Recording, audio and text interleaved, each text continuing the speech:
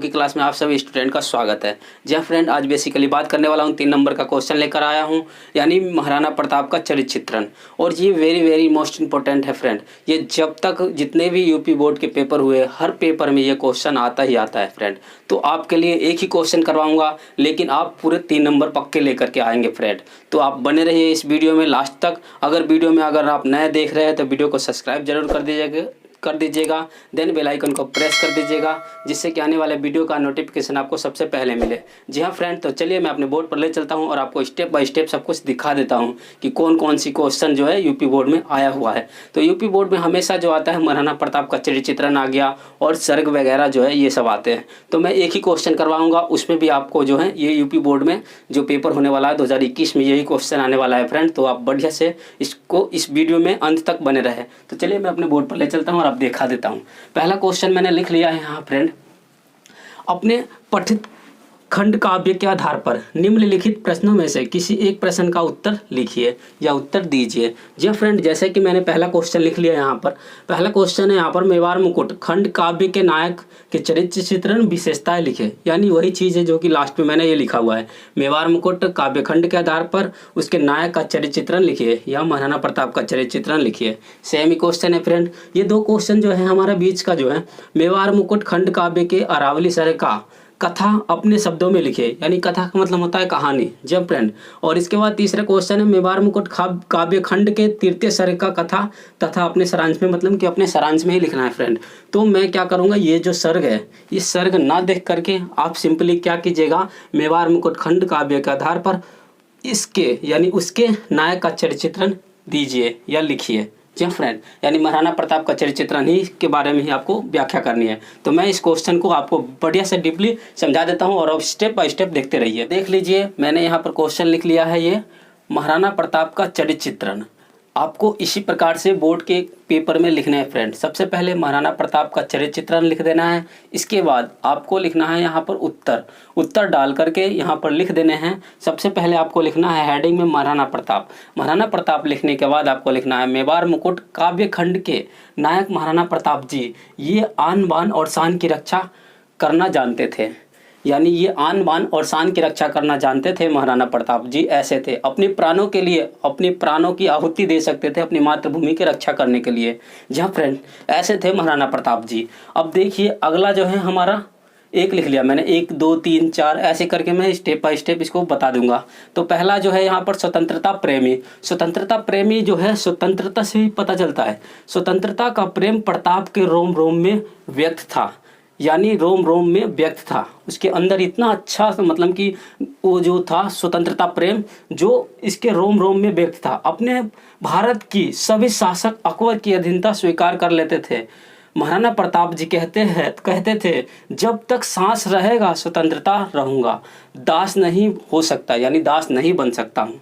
अपने मातृभूमि के लिए लड़ता रहूँगा और अपनी मातृभूमि की रक्षा करने के लिए अपनी प्राणों की आहुति भी दे सकता हूँ। जी हाँ फ्रेंड, ऐसे थे महाराणा प्रताप। यहाँ पर इसकी कूटनीति मैंने लिख दिया है, मैं मातृभूमि को अपनी पुनः स्वतंत्रता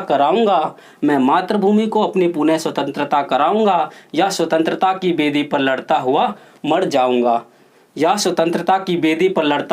जाऊंगा। ये कूटनीति भी आपको लिख लेनी है फ्रेंड। तो ये यहाँ तक अभी मैंने बता दिया। अगला देखिए, ये अगला है, इसमें देख लीजिए, देशभक्त में लिखा हुआ है, महाराणा प्रताप के अंदर देशभक्त कूट कूट कर भरा हुआ था।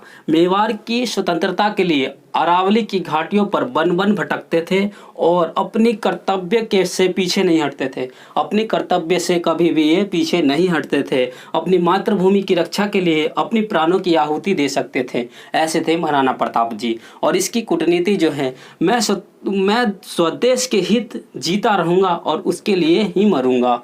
ऐसे कहते थे स्वतंत्रता, यानी मैं स्वदेश के हित में जीता रहूँगा और उसके लिए ही मरूँगा। जी फ्रेंड, ये है महाराणा प्रताप। और इसके बाद मैं तीसरा चौथा अभी करवाता हूँ, आप देखते रहिए। बहुत इजीली स्टेप में मैं बता रहा हूँ और आपका जो है 3 नंबर पक्के आ जाएंगे फ्रेंड। आप इसको याद कर लीजिएगा। जी हाँ फ्रेंड, तो तीसरा है त्यागशील।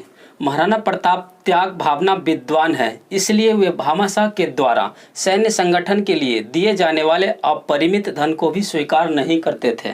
जी हाँ फ्रेंड, तो ऐसे थे त्यागशील महाराणा प्रताप के। और चौथा है दृढ़ प्रतिज्ञा या दृढ़ प्रतिज्ञ।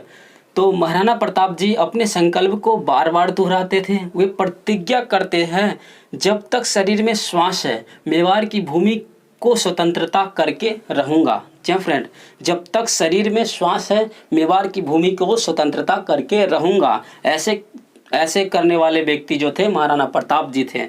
जी हाँ फ्रेंड, और इसका कूटनीति है, जब तक तन में प्राण लड़ेगा पल भर चैन न लेगा, सूर्य चंद्र टल जाएगा और किंतु व्रत उसका नहीं टलेगा। जी फ्रेंड, बहुत ही अच्छा कूटनीति है, इसको याद कर लीजिएगा। और अगला जो है हमारा क्वेश्चन नंबर 5 है। चलिए एक बार और बता देता हूँ कूटनीति क्या है।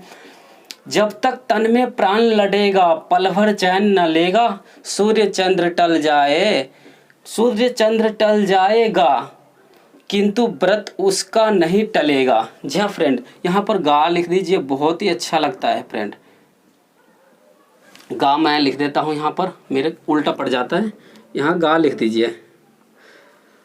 सूर्य चंद्र टल जाएगा किंतु व्रत उसका नहीं टलेगा। जी फ्रेंड, तो ऐसे थे महाराणा प्रताप जी। अगला क्वेश्चन है हमारा, यहाँ 5 मैंने लिख लिया है, आप देख लीजिए। तो 5वां जो है धैर्यवान महाराणा प्रताप साहसी और धैर्यशाली है। वह दुख में जीवन व्यतीत करते थे या करते हैं, फिर भी शत्रु के सामने नहीं झुकते। वे बन भटकते और कंद मूल फल खा करके भूमि पर सो जाते थे। ऐसे थे महाराणा प्रताप जी। और इनका जो है कूटनीति ये ध्यान से देख लीजिए। वह मति धीर वीर विपता से किंचित नहीं डरेगा, यानी वह मति धीर वीर विपता से किंचित नहीं डरेगा, फिर भी मेरे अतीत गौरव का जीर्णोद्धार करेगा। जी हाँ फ्रेंड, ये बहुत ही अच्छा कूटनीति सब है और बड़े आराम से इसको याद कर लीजिए। मैंने लिखवा दिया है, 3 नंबर का है। और ये जो है अभी तो पढ़ रहे हैं, ये आपका जो है 12th में भी काम करेगा फ्रेंड। अगर आप बढ़िया से अभी 10th में याद कर लेते हैं यूपी बोर्ड में, तो आपका ये 10th में ऑटोमेटिक काम कर जाएगा। और इसको नोट बना करके अपनी कॉपी में लिख लीजिए, इससे कि ताकि आप 12th में जाए तो आराम से इसको याद कर लीजिएगा नोट उल्टा करके। जा फ्रेंड, अगर वीडियो अच्छा लगा तो लाइक ज़रूर कर दीजिएगा, सब्सक्राइब कर दीजिएगा, देन बेल आइकन को प्रेस कर दीजिएगा, जिससे कि आने वाले वीडियो का नोटिफिकेशन आपको सबसे पहले मिले। जी हाँ फ्रेंड, तो इसी के साथ चलिए मैं वीडियो को समाप्त करता हूँ। तो जय हिंद, जय भारत, वंदे मातरम।